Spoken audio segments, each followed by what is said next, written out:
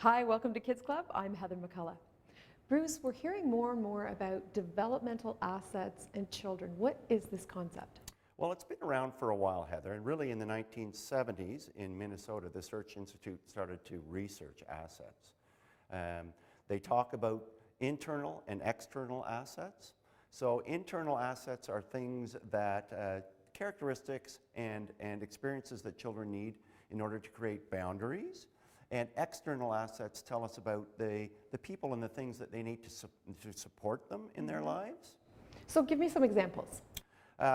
External assets would be a supportive family, a supportive school environment, participation in music lessons or in a faith community. Oh, so what are some of the other ones you mentioned? Would those be external then that you just mentioned? Yes. Yes? Internal assets would be values that they have. Do they value honesty? Do they value learning? Do they value experiences and equality? So are there ways to sort of test, how many assets a child has? Absolutely. And as I said, the Search Institute has done a lot of research in the United States, and they've tested over 3 million adolescents. I use a form of a test with all the children that are in one of my support programs at the club. It's a simple survey that they answer.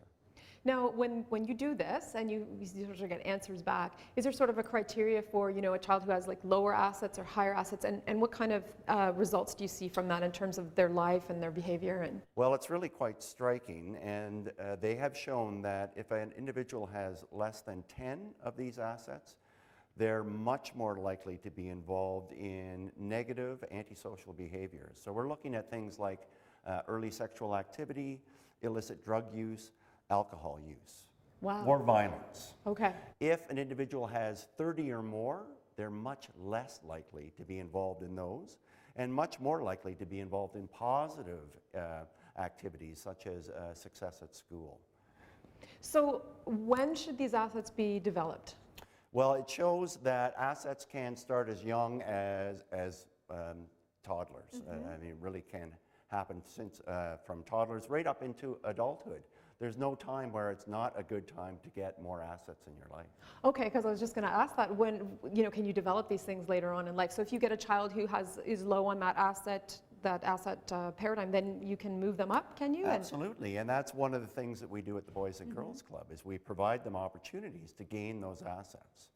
Also, as important, I think, is that we are engaging the community to support, because it takes more than simply a supportive family or even a Boys and Girls Club, but it takes a family, a club, a school, a community in order to give the children the assets that they need.